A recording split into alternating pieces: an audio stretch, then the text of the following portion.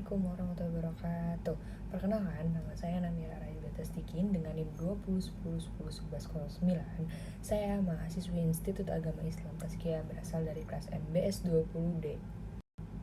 Dan saya akan sharing kepada kalian tentang sejarah peradaban Islam di Indonesia. Oke, semoga bermanfaat. Oke, baik. Jadi, peradaban Islam di Indonesia. Islam masuk ke Indonesia disebarluaskan melalui kegiatan kaum pedagang dan para sufi. Hal ini berbeda dengan daerah Islam di dunia lainnya yang disebarluaskan melalui penaklukan bangsa Arab dan Turki. Islam masuk di Indonesia dengan jalan damai dan terbuka dan tidak ada pemaksaan di dalamnya sehingga sangat mudah sekali diterima oleh masyarakat Indonesia. Nah, mengenai kedatangan Islam di negara-negara yang ada di Indonesia, hampir semuanya didahului oleh interaksi antara masyarakat di wilayah kepulauan dengan para pedagang Arab, India, Bengal, Cina, Gujarat, Iran, Yaman, dan Arab Selatan. Pada abad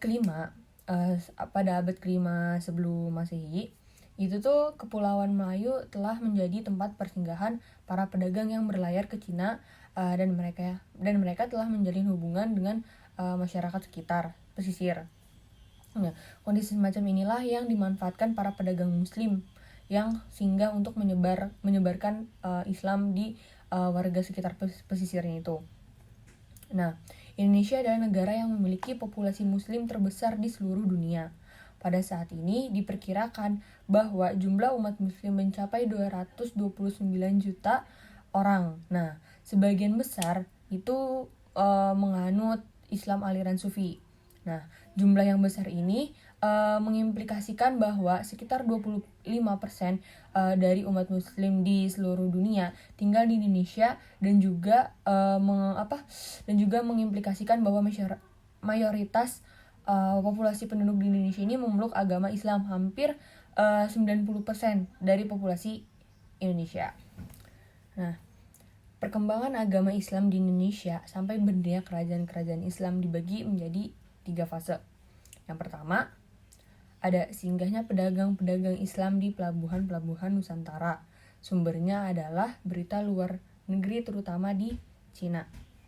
Yang kedua, itu adanya komunitas-komunitas Islam di beberapa daerah kepulauan Indonesia. Sumbernya itu di samping berita-berita asing juga makam-makam Islam.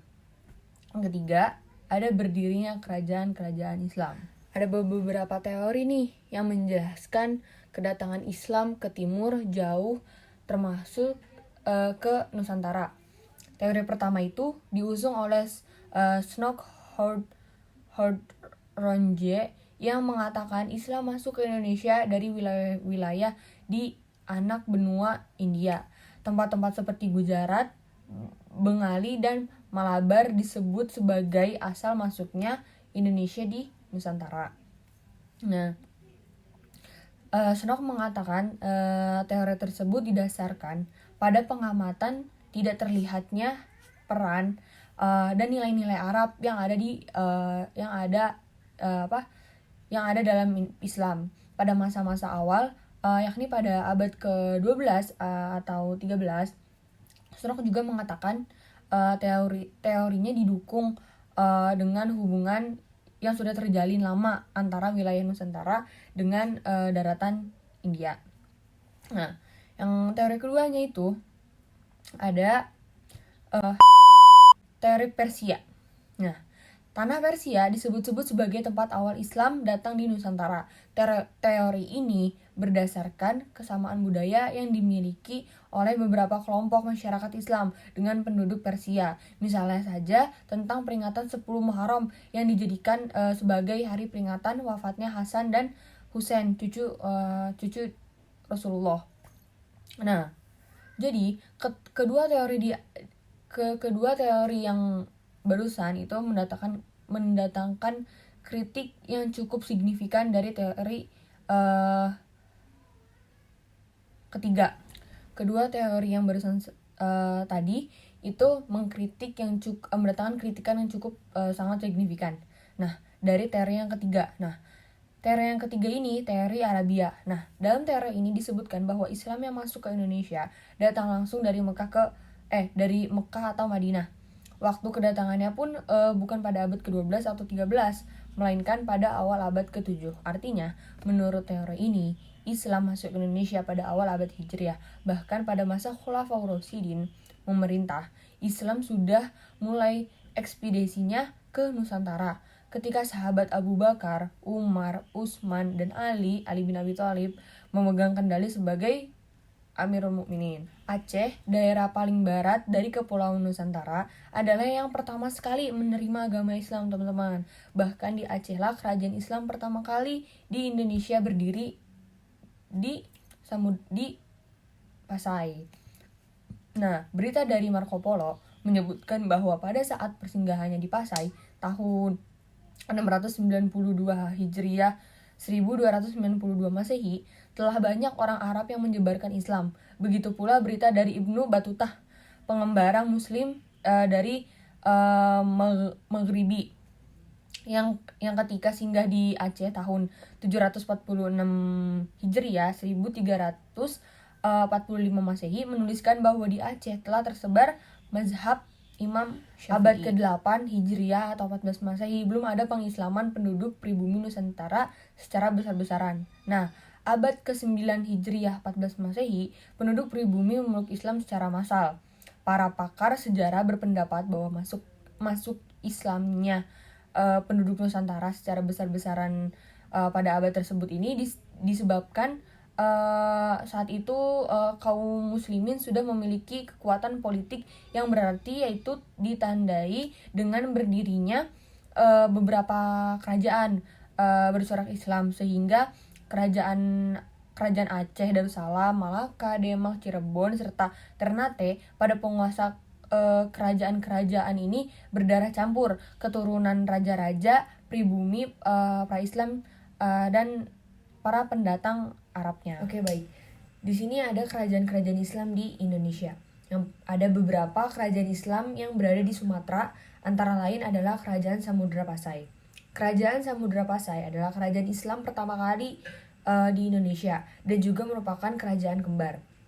Nah, kerajaan ini terletak di pesisir timur Laut Aceh, serta kemunculan awal sebagai sebuah kerajaan Islam diperkirakan mulai awal atau pertengahan abad ke-13 Masehi sebagai hasil dari proses Islamisasi daerah-daerah pantai yang pernah disinggahi pedagang-pedagang Muslim sejak abad ke-7 Masehi dan seterusnya. Nah, lalu Kerajaan Samudra Pasai muncul seiring dengan mundurnya peranan maritim Kerajaan Sriwijaya. Kerajaan maritim ini lebih mengandalkan perdagangan dan pelayaran sebagai basis perekonomiannya, karena ia tidak mempunyai basis agraris. Kerajaan ini bertahan sampai tahun 1521 ketika Portugis kemudian menguasainya selama 3 tahun.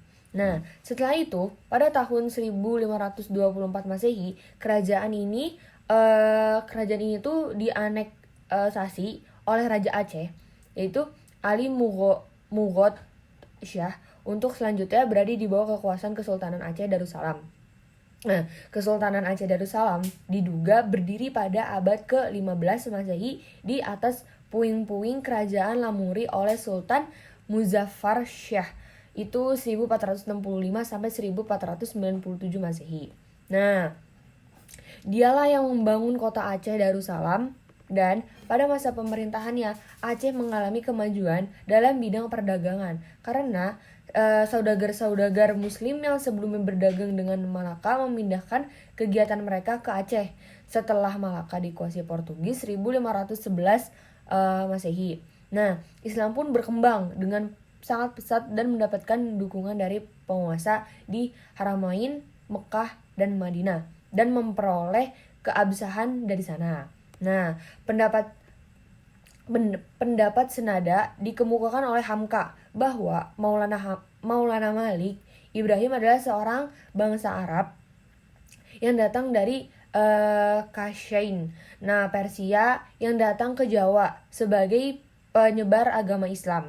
Nah, Islam berkembang di Jawa bersamaan dengan melemahnya kekuasaan Raja Majapahit.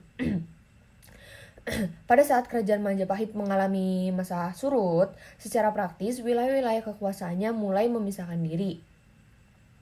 Hal ini memberi peluang kepada penguasa-penguasa Islam di pesisir untuk membangun pusat-pusat kekuasaan yang independen. Salah satu sistem pemerintahan yang kemudian berkembang menjadi kerajaan tersendiri adalah Demak, lalu ada Pajang, Mataram, Cirebon, Banten, dan sebagainya. Oke, lanjut. Demak adalah kerajaan Islam pertama di Jawa. Sebelumnya, Demak merupakan daerah asal Majapahit yang dipercayakan Raja Majapahit kepada anaknya Raden Fatah. Raden Fatah sendiri kemudian menjadi raja pertama Kesultanan Demak. Kesultanan Demak lambat laun menjadi pusat perkembangan agama Islam yang diramaikan oleh para wali. Mereka lah yang memimpin penyebaran agama Islam di seluruh Jawa yang dikenal dengan istilah Wali Songo.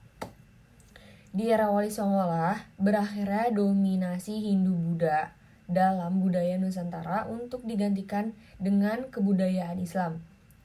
Wali Songo tinggal di 3 wilayah penting utara Pulau Jawa, yaitu Surabaya, Gresik, Lamongan di Jawa Timur, Demak, Kudus, Muria di Jawa Tengah, dan Cirebon di Jawa Barat. Wali Songo memiliki andil yang besar dalam penyebaran agama Islam di tanah Jawa. Nah, ketika Kesultanan Demak hendak didirikan, Sunan Ampel Raden Rahmat turut membidani lahirnya kerajaan Islam pertama di Jawa itu. Nah, ia pula yang menunjuk muridnya Raden Fatah ini, putra dari Prabu Brawijaya, Raja Majapahit, untuk menjadi Sultan Demak. Nah, daerah yang dihadiahkan Raja Majapahit adalah ia membangun dan mengembangkan pondok pesantren. Nah, dari sinilah mula-mula merangkul masyarakat. Para santri tersebut kemudian disebarkan untuk berdakwah ke berbagai pelosok Jawa dan Madura kepada santrinya. Sunan Ampel memberikan pengajaran sederhana yang menekankan pada penanaman akidah dan ibadah. Dialah yang mengenalkan istilah molimo. Moh main, moh ngombe, moh maling, moh madat, moh madon. Nah, itu artinya molimo, yakni artinya seruan untuk tidak berjudi, tidak meminum minuman keras, tidak mencuri, tidak menggunakan narkotika, dan tidak berzina. Selain Sunan Ampel, putranya Sunan Bonang juga turut menjadi penyokong penyebaran Islam di Kesultanan Demak. Ia terlibat dalam pembangunan Masjid Agung Demak bersama dengan wali-wali lainnya. Nah, Sunan Bonang yaitu Ibrahim Mahdum adalah wali sufi yang dikenal sangat produktif dalam dunia penulisan. Kesultanan Demak berada di bawah pemerintahan Raden Fatah sejak akhir abad ke-15 hingga awal abad ke-16. Dikatakan Raden Fatah adalah hasil perkawinan salah seorang Raja Majapahit dengan seorang muslimah keturunan Kampa. Kepemimpinannya digantikan oleh anaknya, yaitu Pati Unus. Nah, lalu Demak di bawah pemerintah Pati Unus adalah Demak yang berwawasan Nusantara. Visi besarnya adalah menjadikan Demak sebagai kesultanan maritim yang besar pada masa kepemimpinannya. Nah, Demak merasa terancam dengan penduduk dengan pendudukan Portugis di Malaka. Nah, dengan adanya Portugis di Malaka, kehancuran pelabuhan Nusantara tinggal menunggu waktu aja nih, karena itu tidak lama setelah naik tahta, Pati Unus menyerang Malaka yang ketika itu telah dikuasai Portugis. Akan tetapi pada tahun 1512 sampai 1513 tentaranya mengalami kekalahan yang besar. Oke, sekian video yang bisa saya sampaikan. Kurang lebihnya mohon maaf. Kesalahan datang dari diri saya. dan kebenaran hanya datang dari Allah Subhanahu wa Ta'ala. Saya undur diri, semoga bermanfaat. Assalamualaikum warahmatullahi wabarakatuh. See you guys, thank you.